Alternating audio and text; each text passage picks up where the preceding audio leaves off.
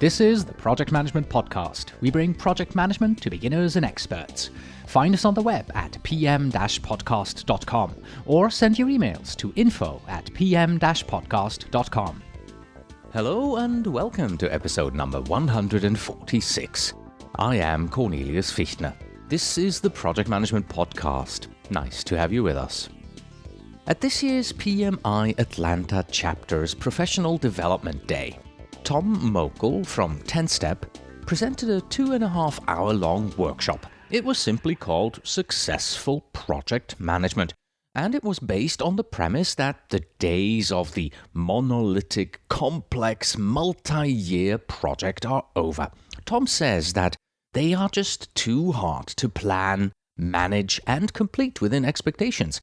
He argues that the better approach is to break a large initiative into multiple smaller projects, and these smaller projects are then easier to manage, and they have a much better chance to be successful. Of course, if each of these projects now were managed independently, well, then the entire initiative would be at risk of losing focus and getting out of control. So, enter the program. A program, then, is the organizational structure that is established to coordinate and guide a large initiative made up of multiple related projects.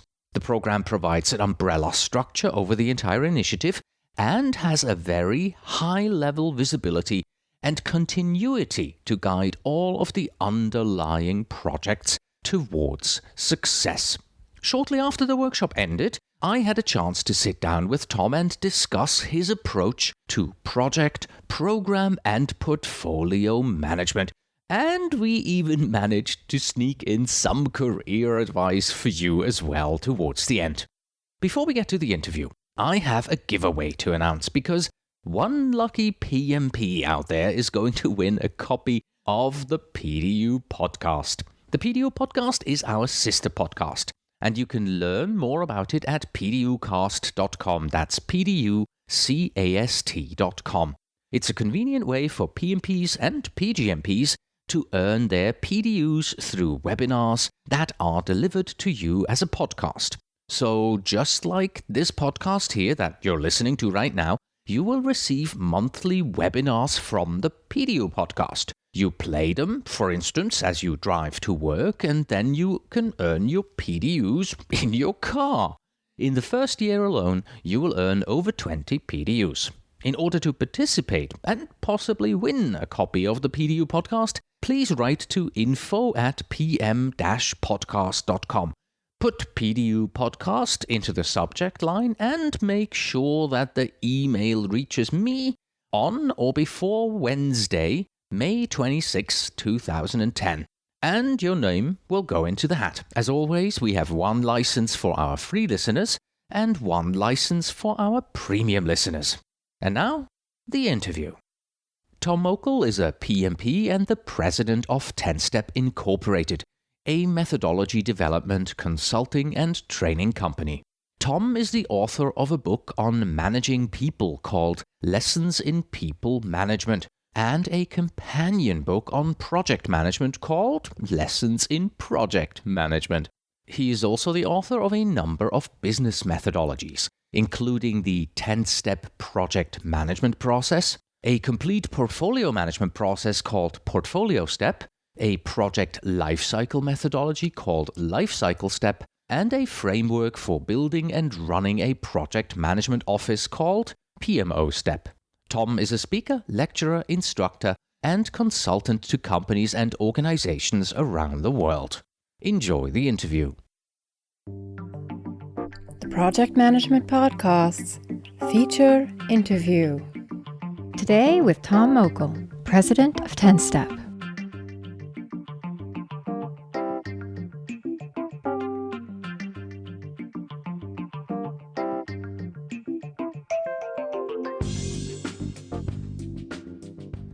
Hello, Tom. Welcome back to the program. Hi, Cornelius. Happy to be here. Well, by the way, welcome to Atlanta. Thank you. This is the second time that I'm in Atlanta, actually. Great. Your workshop this morning here at the PMI Atlanta Professional Development Day. How did it go? I think it went pretty well. We had probably 25 people that attended. It's always difficult. I had the workshop. So for the listeners, there's a workshop in the morning for 2 hours and 15 minutes.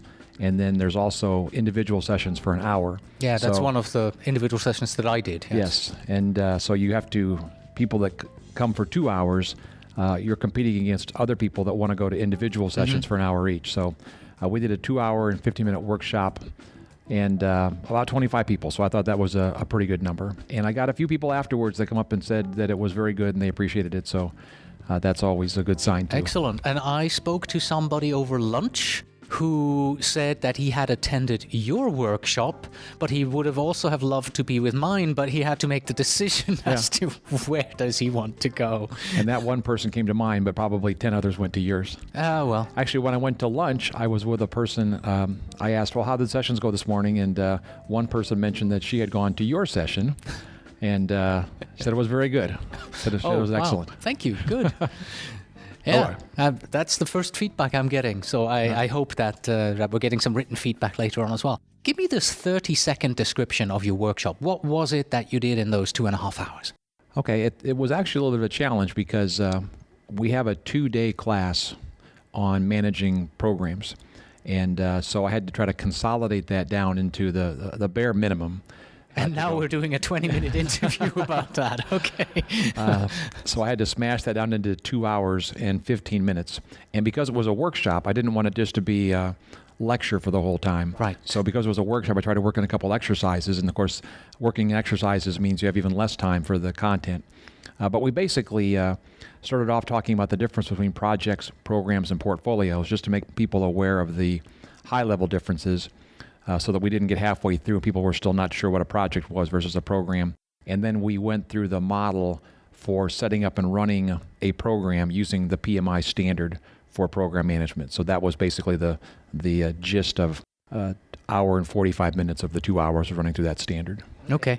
One of the attendees this morning, she mentioned that she doesn't know what the difference is between a project, a program, and a portfolio. She couldn't really define it. And I told her that I would be interviewing you and that I would be asking you, and she could listen to the Project Management Podcast and get the answer there. So what is the difference in your terminology? Okay, good. So this is not a person that went to my session. No, she came to mine. I'm sorry.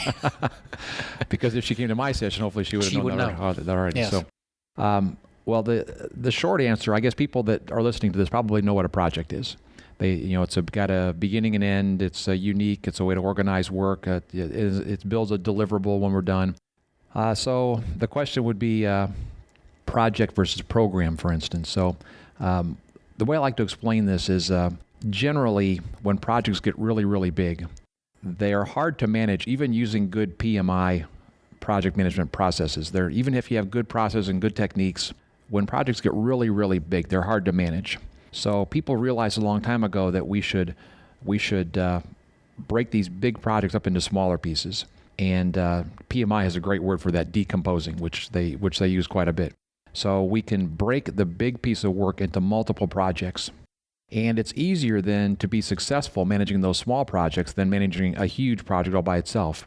But the problem is if you've got many, many independent projects that were all broken up from one big entity, it's hard to coordinate and it's hard to make sure that when those projects are done, the pieces and parts all fit back together again. So the program is a construct that we use to manage a group of projects that help us manage the group of projects in a way that we can deliver coordinated benefits. And we have techniques we can use at a program level to help us gain benefits and value that would not be available to us if we did all the projects independently. So people ask me also, how do you know when a project's big enough that you need a program? That would have been my next question for you. When do you start breaking a project into multiple projects and turn it into a program? Yes. Okay. Well, there's actually, the way you said it, there's actually two components. One is, when is a project too unwieldy to manage independently, and then we should break it up into smaller pieces. So that's of course, there's no decision. There's no 5,000 hour rule or 1,000 hour rule. It really depends on the project and the project manager and the complexity. But at some point, you start making a first decision. The first decision is, this project is too big. I'm going to break it up into a series of smaller projects. Then the next question is at what point do you have multiple projects that are running at the same time? Because if you have a long project that you break up into 5 pieces and each project is running sequentially, A, then B, then C, then D, then you don't need a program because at any given time there's only one project being run. But at some point you will start to develop a project schedule where you have multiple projects running at the same time. And if you have broken up a piece of work and you schedule it to where multiple projects running at the same time, that's at a point where you need to start thinking about a program construct because you'll have multiple projects that you have to coordinate. So typically programs are very large and they might have, let's just make an example, a big program might have 50 different projects. At any given time, you got 5 to 6 of them running. That's obviously a program. But if you've got a program that's smaller, and you have at any given time 2 or 3 projects running, that would also be a reason to do a program because you want to coordinate the various projects that are all running at the same time. Does it have a lot to do with managing the interfaces between those projects? Yes, but there's interfaces is one thing. You also have dependencies, of course. You've got common resources that are probably being applied across the projects. You'll also realize that different projects are going to have similar risks that we can leverage. We can manage that at a higher level. They're going to have common issues they're dealing with. They're going to have common vendors they're dealing with.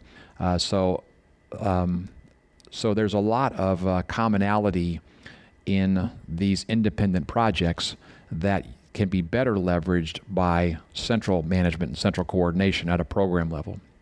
So all of that being the case, still the biggest thing I would come back to in terms of the program is that if you break a big piece of work up into smaller pieces and those pieces are all run independently, it's very likely that when you're all said and done, the pieces aren't going to fit back together again. So the program helps make sure everybody, even though the projects are running independently, that make sure they're all coordinated and that all the pieces and parts will fit back together to make a consolidated benefit, a consolidated solution when you're done. Mm-hmm.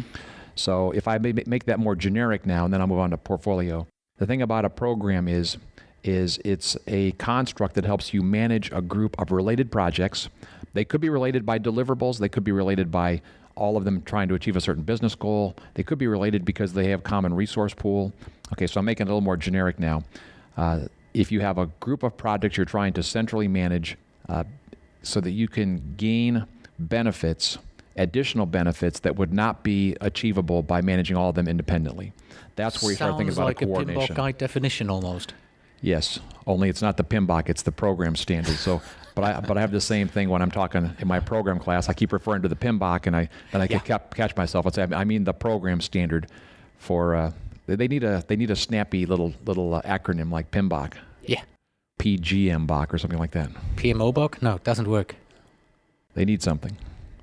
All right, so that's a program. Okay, so we got projects, which everybody knows. Programs, which are more than just big projects. Programs are managing multiple projects in a coordinated way. And then portfolios. Portfolios are not the same as programs. Portfolios are organizational entities. Portfolios are like departments. You can come in one day and be in an IT department, next day IT portfolio. Portfolios, the work is generally related, but not like programs. We're not trying to centrally manage projects in a way to deliver common benefits. The thing about a portfolio is that we're basically trying to coordinate the work, not necessarily common solutions, but just overall work. So we could have a finance portfolio, and in the finance portfolio we might have 10 projects, and those projects may not be related, other than they're all in finance. They may not be related at all. In fact, you could have a portfolio of enterprise projects, and those projects could be enterprise IT, they could be enterprise procurement, enterprise finance, in which case they wouldn't even have much in common anyway, other than they're all enterprise projects. So portfolios have more of that work coordination. We decide we're going to coordinate a group of a set of work, whether that's a set of projects. It could be projects in operations, could be projects, operations, and support. But we decide to organize a set of work into an organizational entity, and then the listeners are going to say, well, why do we need to call it a portfolio? Let's just call it a department, same as today. But if we call it a portfolio, what that implies is that we're starting to use portfolio management concepts similar to how we manage our financial portfolio. If you go out to Google and you punch in portfolio management and you get the first 20 entries, probably 16 of them are going to be financial portfolio management. So what we're trying to do is take concepts around financial portfolio management and apply those to our work environment. And that's going to be concepts around understanding what work is most valuable based on what our goals and strategies are. Just like when we invest our money personally, it's based on whether we're going to retire in a few years, or whether we're going to go to college, or whether we're going to buy a house. We also balance our personal financial portfolio, and in the work portfolio, we talk about balancing our work in that regard. So it's a different mindset. It's not, in my opinion, totally revolutionary. But if we're going to the trouble of calling ourselves a portfolio, it means we're starting to utilize different kinds of thought processes and certain kinds of philosophies around how we're going to manage our work, similar to how we manage our financial portfolio. Okay.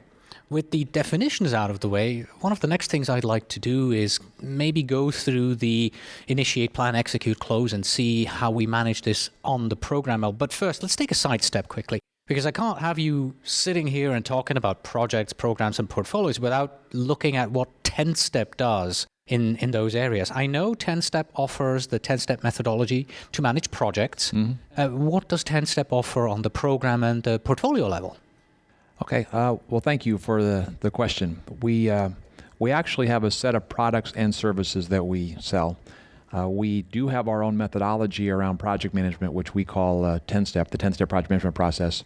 But it also does align to the PMBOK. And we also have a second methodology, which is in fact in the PMBOK format. We call that 10-Step PB. So although we do have our own, we also do fully support the PMBOK version. And then we have products around PMOs and products around portfolio management. But on the product side, we're best known for the project management model that we have, the 10-Step approach. But in terms of our company, probably 15% of our revenue comes from products. Most of our revenue comes from services. And so we have a whole series of classes, maybe 50 classes around project management and people management. We also do training classes around portfolio management and training classes around program management. In the program side, we do PGMP prep classes, and we also do the practical side of managing programs. So we cover both of those. And then we have services in all those areas. So without getting too complicated, we have consulting services. So if you don't just need training, but you actually need help deploying project management, if you need help deploying program management, if you want us to help you set up portfolio structures, if you need audits, if you need project quick starts, if you need organizational assessments, that's a consulting arm that we have that we can cover all those. So we do cover project, program, and portfolio, both from a training and a product and a consulting perspective. All right. Let's come back to your workshop. Okay. In your workshop, I believe you looked at how you initiate, plan, execute, and close a program. Yes. Can you give us sort of the high-level 1-minute view of what happens during initiation of a program? I'm going to also contrast it with the project because your listeners may well know the project side. So in general, all of many of the constructs around programs are similar to the project, only they're at a higher level. So in the case of initiation, for instance, we're going to initiate a program. We're going to, at that point, we've already done the business case. We're already starting to look at this as being a specific program entity. We're going to do stakeholder analysis, figure out who are the major stakeholders, figure out what kind of governance needs to be in place to make this all happen. We're going to figure out high-level costs and assumptions and risks and constraints, and ultimately create a program charter, which is similar to a project charter, only at a higher level. The program charter is going to be used to authorize the program, and it also assigns the program manager.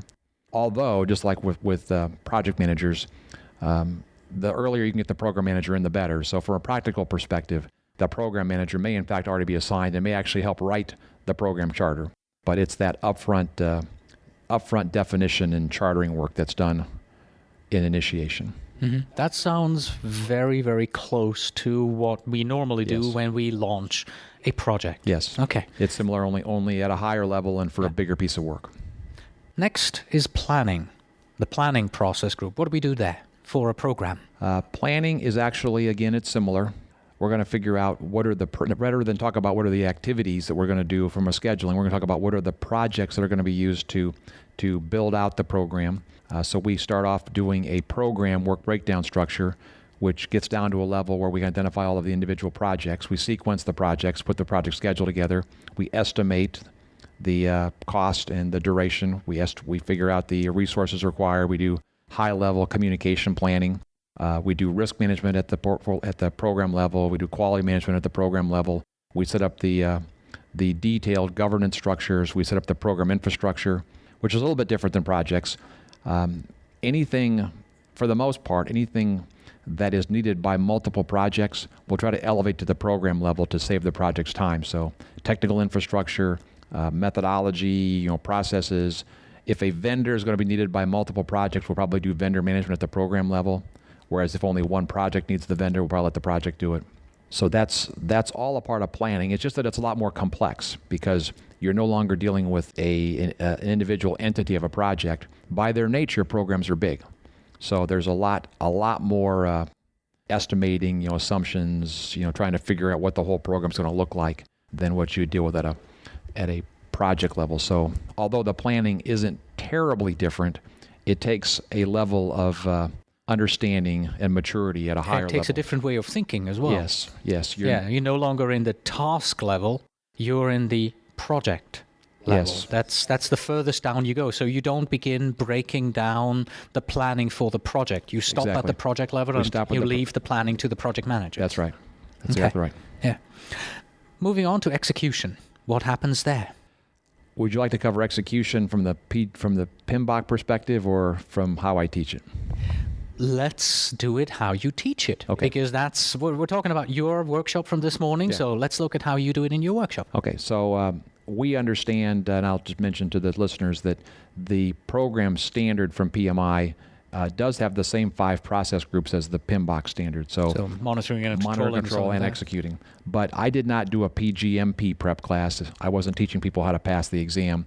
I wanted to show people the practical side of it. And when you're managing a program, you don't always think, oh, that part of my work is monitor and control. Oh, this part is executing. So you just think of it all as the overall management of the program. So when we teach the class, we merge them all together. Nobody cares what the difference is from an execution perspective.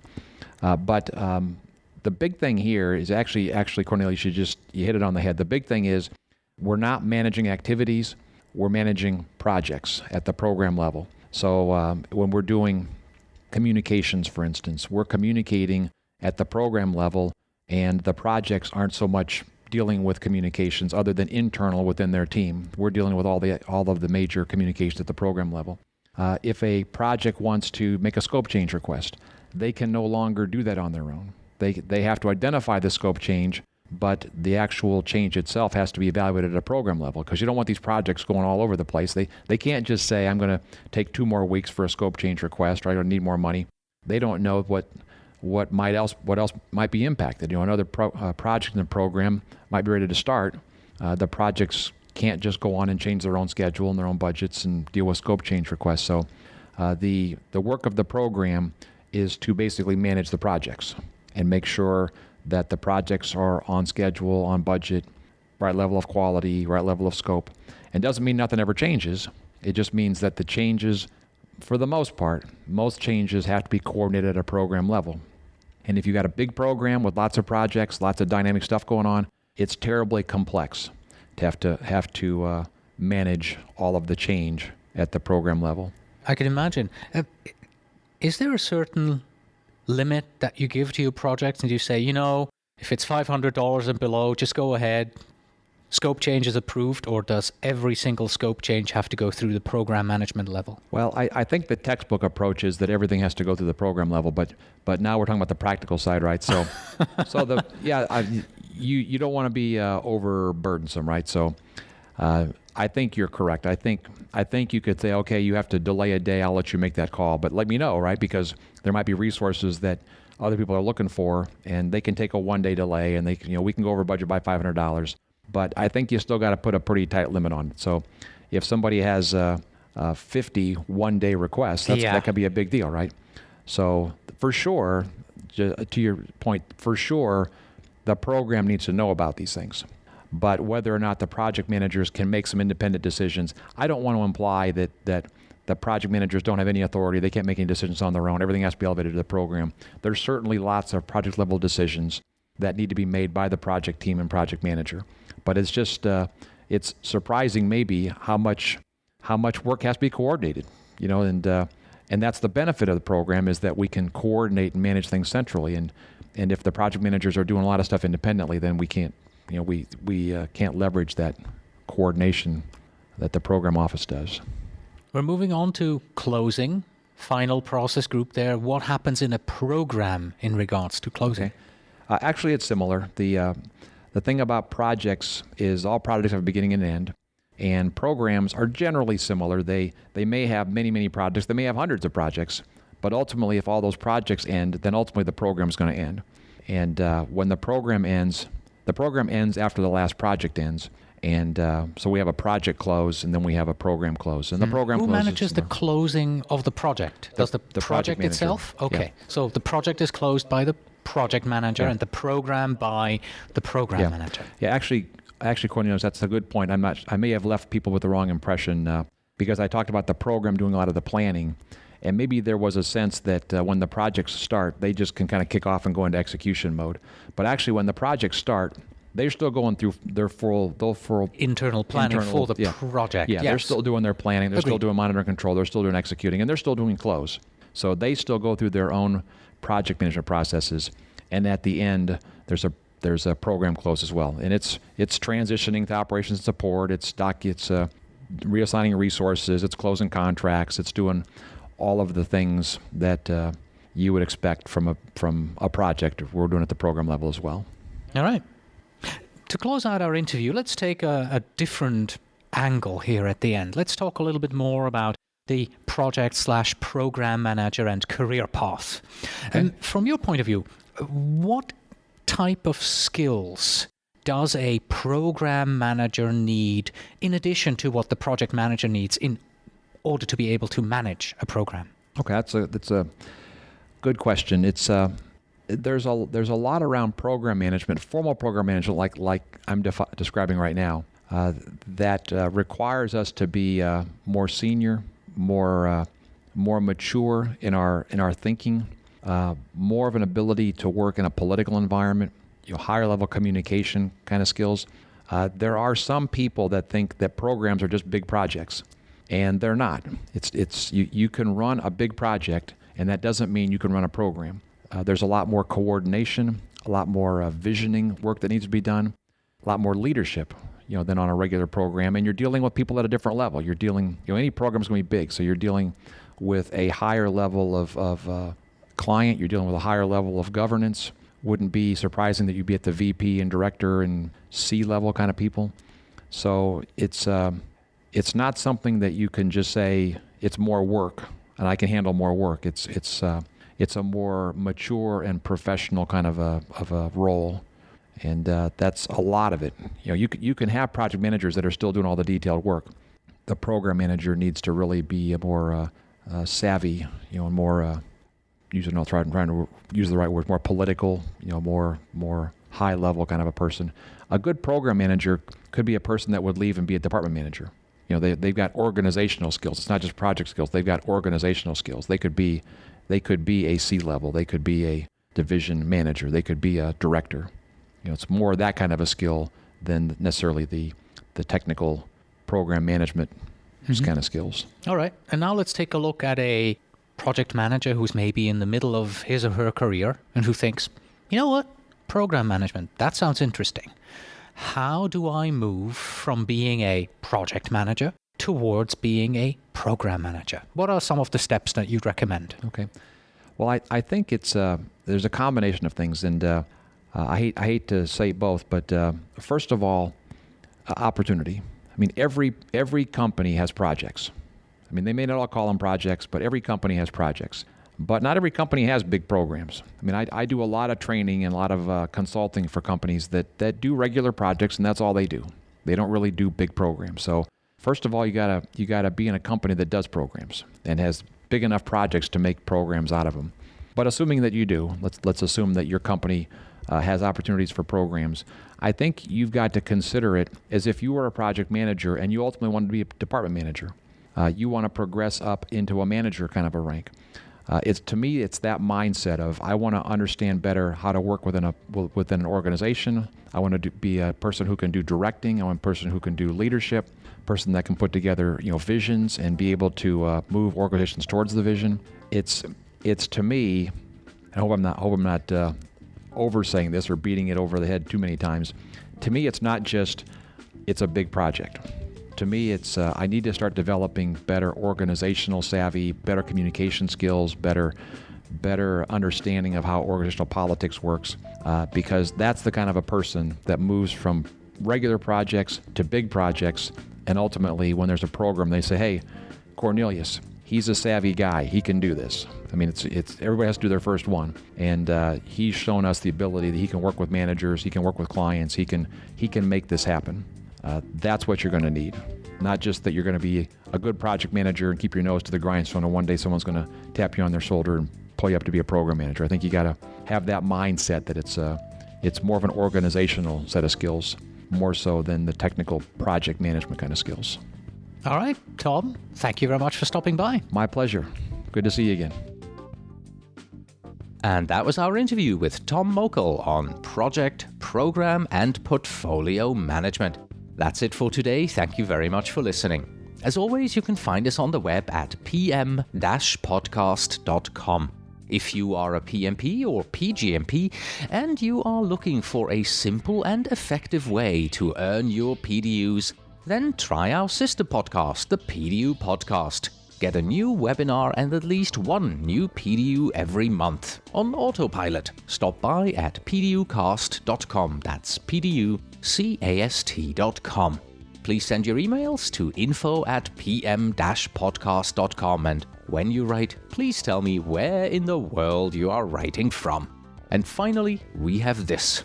A computer will not make a good project manager out of a bad project manager. It just makes a good project manager better faster and a bad project manager worse faster. Until next time.